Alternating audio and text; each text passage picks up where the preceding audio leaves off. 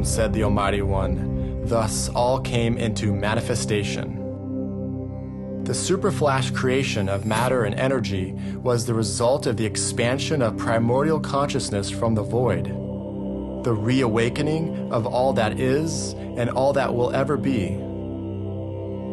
Out of its periodic rest state or pralaya, the one became the many. For all forms, galactic to cellular, slowly came to be. Yet all aspects of creation, the universe, and life in general exist through birth and death, appearance, growth, and disappearance, meaning they're all finite because they're impermanent or subject to change. The universe, with all of the matter and energy within it, is finite, but the source of its perpetual emanation is infinite and immutable.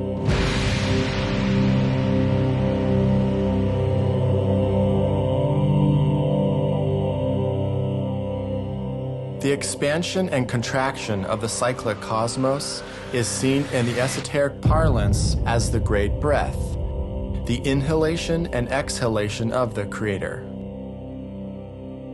It proceeds from without, inwardly, when it is everywhere, and from within, outwardly, when it is nowhere.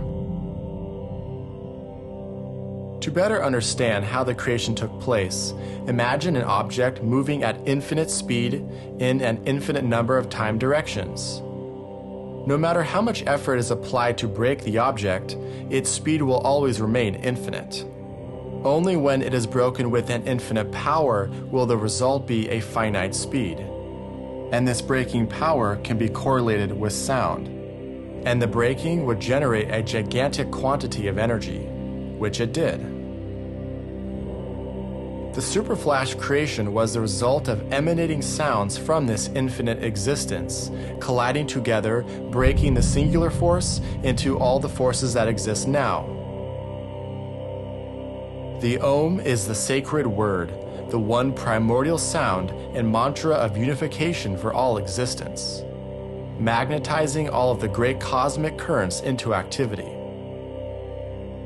Sound is therefore the instrument of creation. This is why music has such a strong effect on our thoughts and emotions.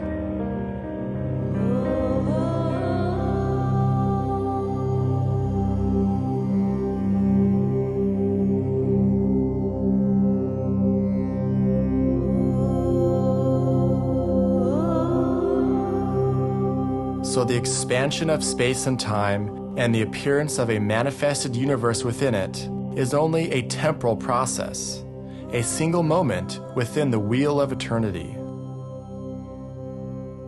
However, the entire time the cosmos is in existence, it is in a perpetual state of evolution. More wisely put, the universal consciousness is slowly awakening to its realization through all the forms it created, including mankind.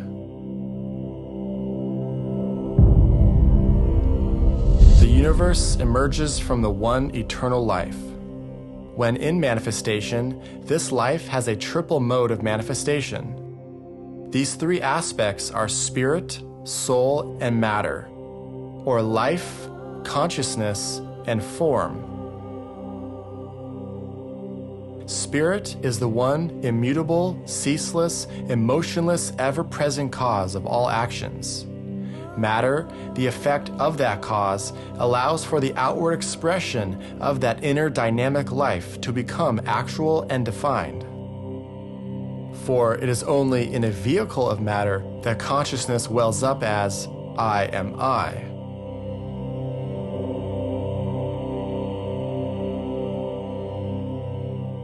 Through the unification of matter and spirit, mother and father, a son was born, the soul, the center of man's consciousness and the true being within the body, seeking to slowly unfold its innate powers and to reveal the love of God.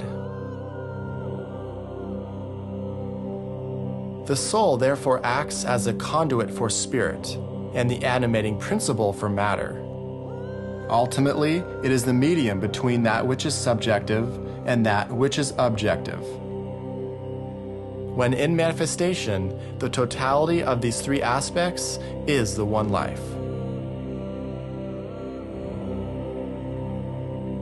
This same truth is also expressed in Egyptian mythology as Osiris, Horus, and Isis, and in the Indian Vedic text as Lord Shiva, Lord Vishnu, and Lord Brahma.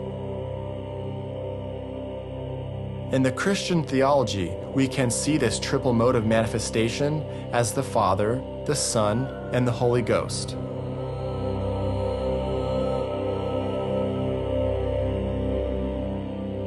It is here where man's relationship to the Creator is to be found, and also his direct relationship to the Oversoul, or Logos as it is called, known as the heavenly man of the solar system. That greater life in which we move, live, and have our being. Just as our bodies are made of billions of lesser lives, so too the larger body of the heavenly man in which we inhabit is made of a myriad of lesser lives. As above, so below.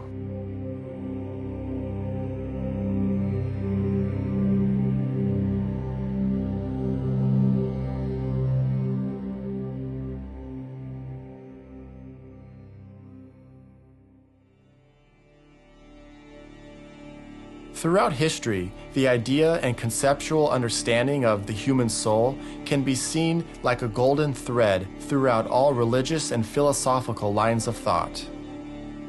Since the dawn of conscious thinking, we have been pondering on how we got here and why. All races and civilizations have acknowledged the existence of a higher power, and through the ages, we have come to many different ideas and ideals. But now, at our current state of evolution, we can look upon this question with a more open and clear mind. To deeply ponder on this, we need to connect all the collective fragments of our psyche, from the past onto the present.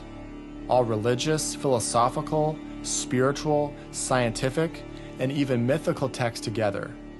Recollect all knowledge we have accumulated throughout history and see that the truth of our being encompasses all of our thoughts, both conscious and subconscious. The truth is truly expansive enough to include everyone's idea of a positive nature. Yet, discernment of that truth is our primary task, as illusion and glamour can blind us from it as they hinder us from the path.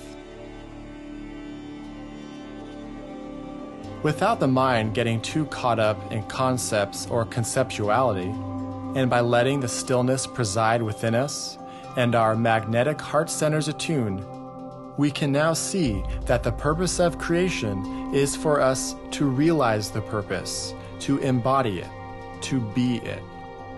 The infinitization of the self, or to restore thyself onto the self, is the process in which we attain a continuity of realization upon not only the physical plane, but also the more subtle planes of matter, and to ultimately attain a conscious alignment with our higher nature, to literally spiritualize matter.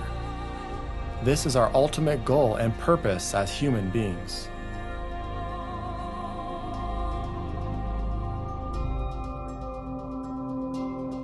By looking far deeper than just names and forms, by looking through the flesh and blood, we will see that the underlying principle within us all is one consciousness expressing itself through the many.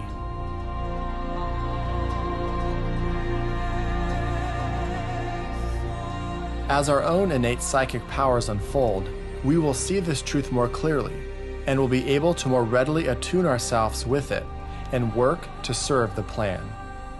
The goal of that plan is for us to merge the qualities of our higher nature into our lower nature.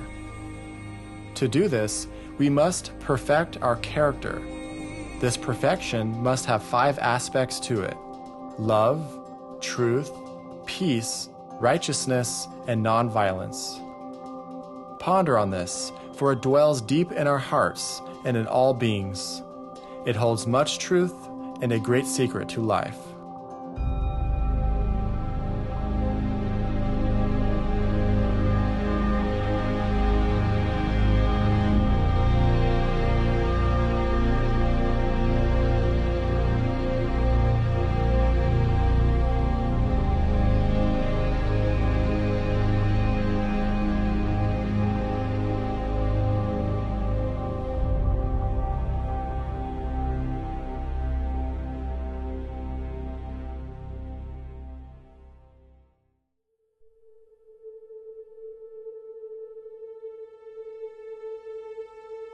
Evolution has brought us far upon our journey here on Earth as spiritual beingness incarnating into material beings. In the occult teachings, it is known that our journey began here on Earth some 21 million years ago, when our souls individualized or moved from the animal kingdom into the human kingdom. In fact, all consciousness in material forms is in an evolutionary process of moving from the lower stages of life into the higher stages of life. And all life on Earth can be essentially divided into 5 kingdoms. Since our individualization, we have seen the appearance and disappearance of many ancient civilizations, each with their own unique purpose and plan. We have gone through 3 root races over the last 21 million years: the early Lemurian or 3rd root race, and the later Atlantean or 4th root race, and our present Aryan or 5th root race. The purpose of these 3 races was to bring about the sequential development and coordination between the soul and its threefold personality: the physical, emotional, and mental bodies.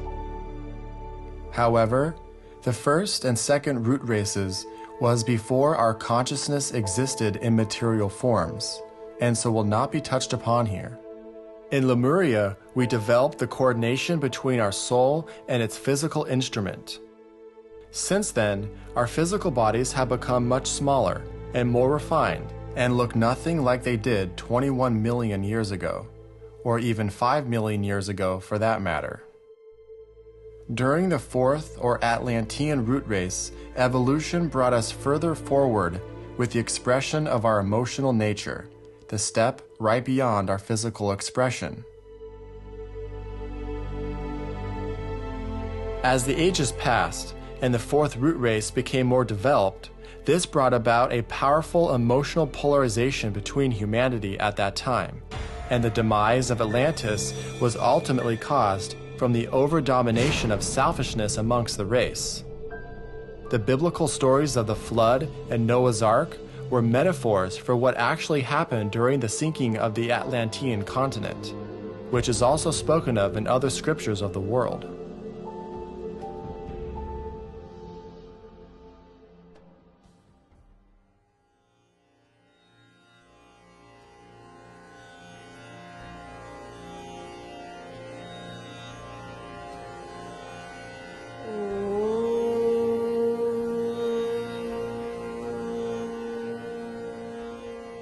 Now, in our present 5th root race, the Aryan, which means noble in Sanskrit, we are bringing about the coordination and control of our mental bodies. However, in this present 5th root race, it is only our lower or concrete mind which has come into full expression, whilst the higher or more abstract mind is now just beginning to come into expression. And we are told that the next 6th root race won't fully emerge until about 25,000 years from now, and the unification of our spiritual identity, or our highest nature, will not come into full expression until the final 7th root race. The involution of our spirits, or their descent further and further into matter through the medium of a soul, is, in reality, the true history of our evolution. There is still much more evolution to come, but we have come far with critical thinking, abstract thought, reason, and inquiry as new tools for our minds. These tools can increase our levels of awareness and steadily unfold the truth of our being to us. We now know that everything is just energy. Certain experiments in science have also shown us that matter and energy are interchangeable. Einstein's equation, E equals mc squared, revealed this to us. And just recently, it was speculated that certain particles may actually be able to travel faster than the speed of light, something that was once thought impossible since the beginning of particle physics. We must therefore not let the over-identification of our concrete minds to inhibit our discovery for truth. For we are stepping out of the era of belief and into the era of knowing. From this knowing of our true self, humanity will step into the golden age.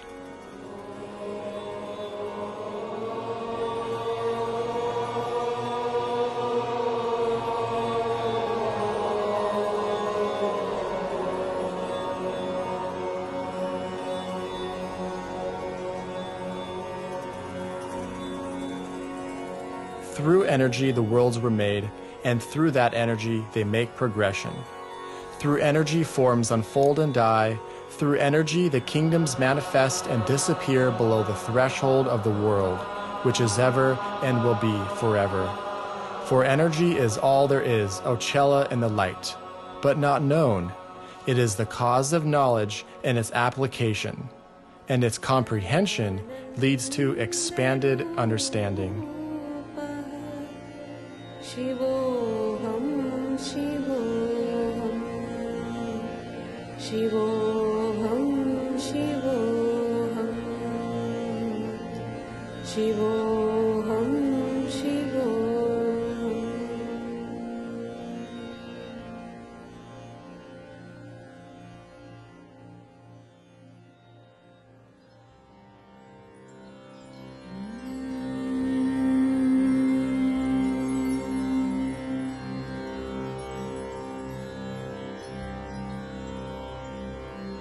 रत्नैः कल्पितमासनं हिमजलैः स्नानं च दिव्याम्बरम्. Om, said the Almighty One. Thus all came into manifestation. Before all of this was here, before all kingdoms in nature and all human life, and even before the earth itself, all of it was just a vision, a divine word within the mind of our solar logos. Om. This same universal sound is reproduced by a solar logos to bring about the manifestation of a solar system. This deity, with its very high level of consciousness, will undergo its own evolution through the many planetary schemes within its body. Just like our own bodies have 7 chakras, so too the 7 sacred planets of our solar system form the 7 chakras within the body of our solar logos.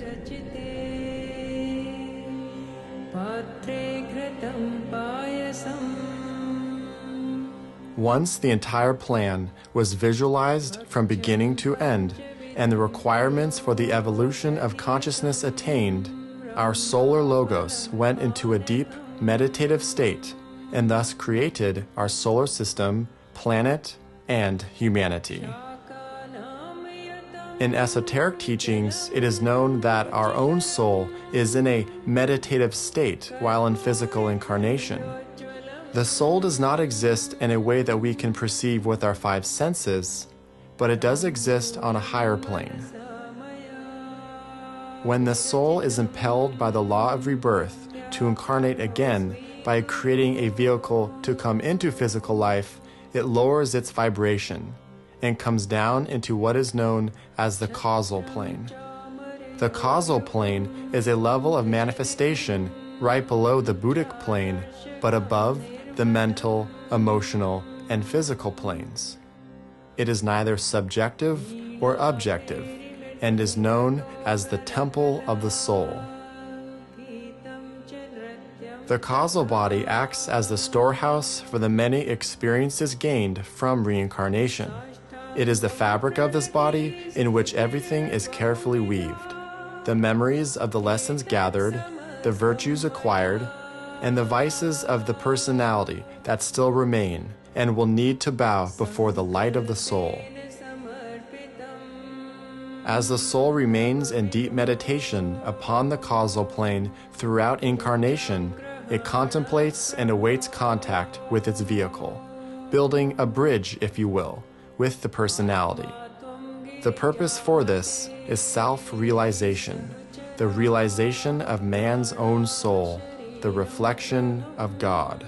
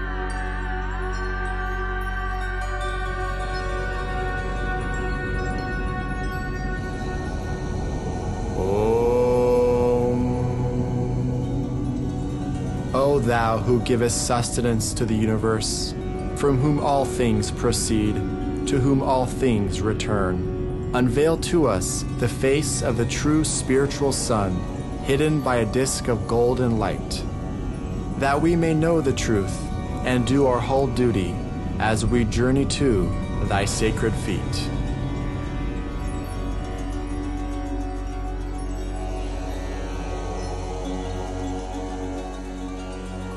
Bhur Bruvah Suvaha Tat Savitur Verenyam Bhargo Devasya Dhimahi Dio Yona Prachodaya.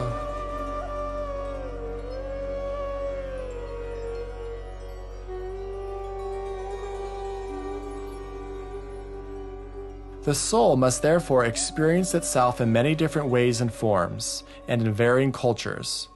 Man, woman, father, mother, king, beggar, or businessman. After many lifetimes, the goal is to reach the point where the lower self or personality can be controlled by the soul's influences by the personality consciously moving away from the physical senses and merging with the soul's energies. Eventually, the personality becoming a reflection of the soul, or an enlightened man.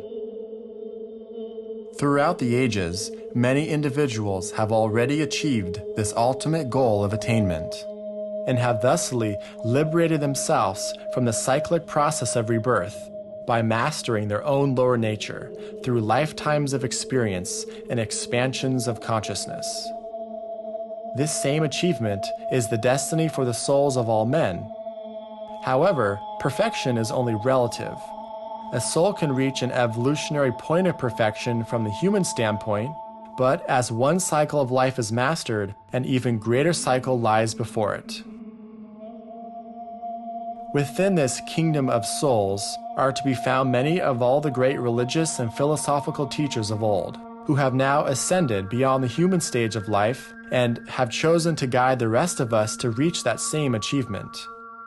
Such names as Plato, the Buddha, Jesus, Pythagoras, Muhammad, Leonardo da Vinci, and many others.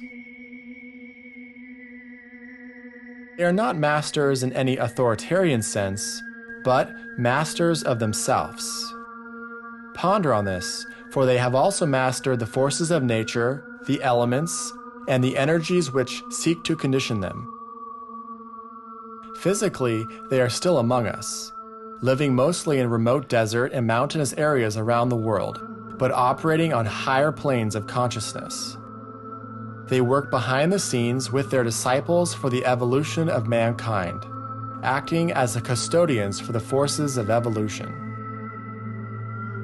Many of these so-called masters of wisdom, or Mahatmas, have once again, out of their own free will, taken physical bodies and have now settled into key cities around the world, functioning as magnetic force centers of expression within each of these cities. New York, London, Geneva, Darjeeling, and Tokyo are the 5 main spiritual centers upon our planet. And through their selfless love for all sentient life, and through their continuous method of service, they seek to inspire and reveal to us our own innate divinity through gradual expansions of consciousness. This spiritual hierarchy is divided into 3 main departments: the Manu, Bodhisattva, and Mahachohan, each department with the responsibility of bringing about the development of certain world affairs. Together, they form the inner government of our planet. The masters also govern under certain rays of expression, and depending on their ray structure, they control and manipulate energies channeled down to them from our planetary logos, and to his reflection, the Lord of the world. This great being called Sanat Kumara is also known in the Bible as the Ancient of Days, the youth of endless summers. He is the one initiator. In some scriptures of the world, he is called the Great Sacrifice. His aura engulfs the entire planet with his divine energy, and it is he who presides over the Lodge of Masters and holds in his hands the reins of government in all three departments, overseeing all events on earth from his throne at Shambhala in the Great Gobi Desert. Just as our personality is to our soul, so too Sanat Kumara is to our planetary logos. He has chosen to watch over the evolution of men and devas until all have been occultly saved, sacrificing his own high point of evolution to guide the souls of men unto perfection. Yet, such a being cannot exist physically, because of his incredibly high nature and stature. However, he does preside on the etheric plane, which is a part of the physical, existing within such density, even though etherically, is why he is known as the Great Sacrifice.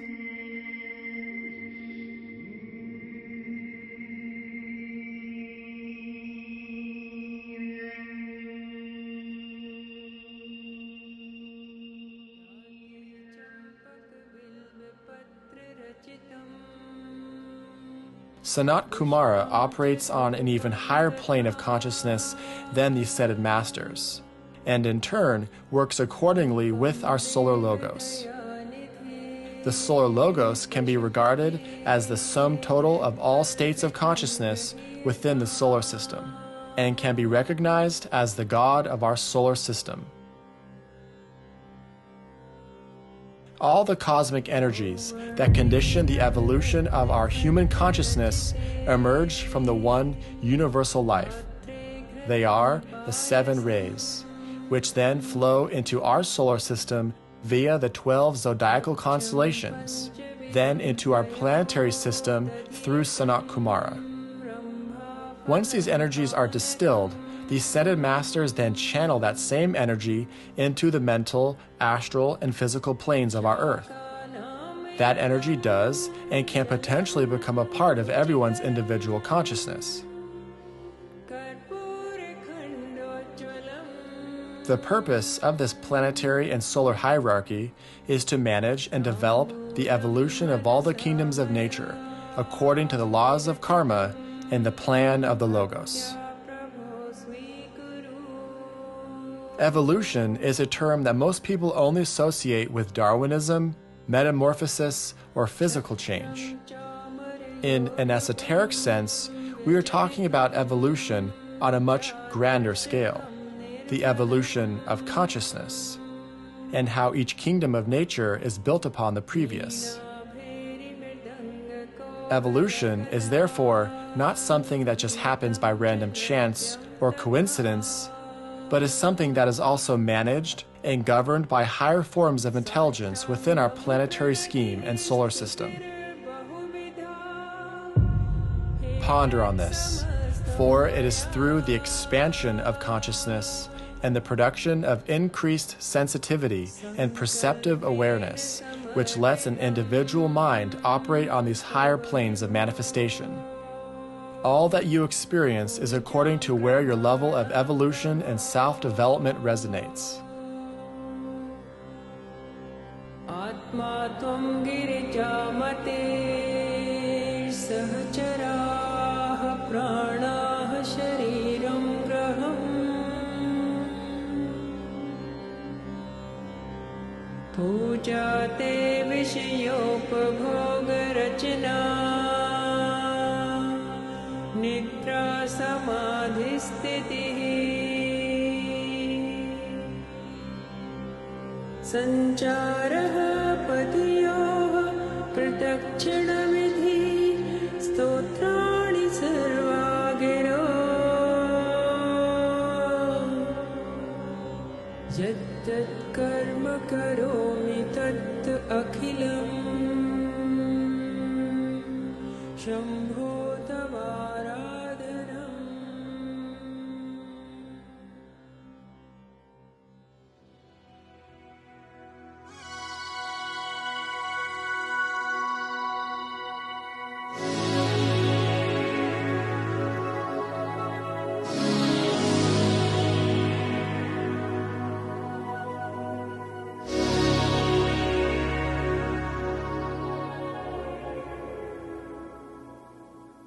We can now see how all the civilizations, revolutions, politics, wars, and festivals throughout human history have been necessary for our human soul to experience for its own evolution.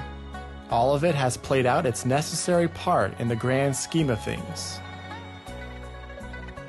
Human nature evolves through social and political building, destruction, rebuilding through re-evaluation, as an ongoing thread of interaction. Our relationships, art, music, media, cultures, religions have really just been our human collective consciousness interacting with itself through all the races of people on the planet. It has been learning from this interaction and has brought forth an extensive and higher level of awareness by understanding what love, truth, and peace are. It is these simple qualities and principles which lay at the very foundation for our achievement as human beings. We are moving into a period of climax, leading to events which will fundamentally alter life as we know it. Changes must take place in all departments of life to establish a new way of symbiotic living that meets the needs of all human life, based on sharing and cooperation. This will take a profound change of heart, and to see the unjust ways of the world to embrace a new direction in our political, economic, and social institutions for humanity to survive. There is a growing level of awareness that a new spiritual age is dawning, under the guidance of the spiritual hierarchy of masters of wisdom, whose energies and ideas have been the stimulating factor behind our evolution, and who are beginning to emerge from their ancient retreats to guide us into the Aquarian age. Under cyclic law and in response to humanity's need, they are returning to the outer everyday world of men, and at their head is the master of all the masters, the world teacher, known in the West as the Christ. He is a man too, and comes as a brother, teacher, and friend, to inspire humanity to create for itself a better and more sustainable world. To those who can respond, he will show the way to live together more simply, as brothers, meeting the needs of all men. He also comes to finish the job he embarked on over 2,000 years ago.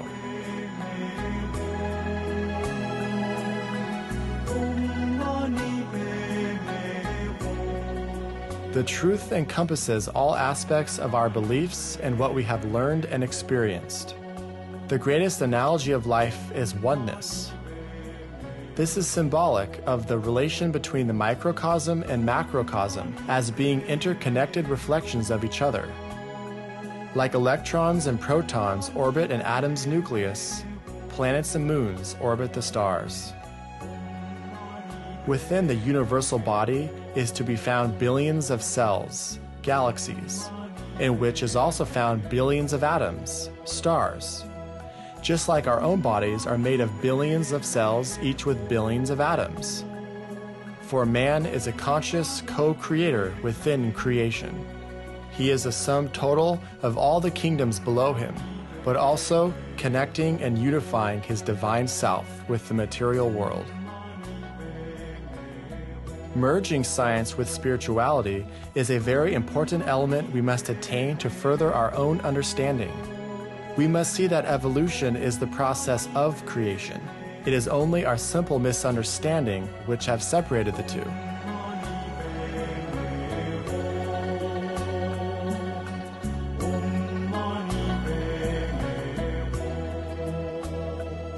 We must learn the nature of the self within us and meditate on its transcendental power. Only until we are able to control the lower self and direct our thoughts, emotions, and attitudes towards the light can our higher self make its presence felt. We are spiritual beings having a human experience. The consciousness of humanity is in a transformational process right now. A fundamental leap in evolution is occurring on the planet. This is why events are happening the way they are in the world, for the only thing that is permanent is change. a great opportunity for the expansion of consciousness has come forth to humanity. The realization at hand is to embrace that we are all one entity, an expression of one human collective consciousness. Yet we each have our own unique individual way of expressing its qualities, something that is needed for evolution to progress. This realization of the one human consciousness will eventually lead us to an even greater realization, that of universal consciousness, and how the varying forces affect the great cosmic dance. For each time an individual's consciousness becomes self-realized, that small aspect of the universal consciousness becomes that much more awakened. Everyone plays his or her necessary role in this great cosmic dance called life.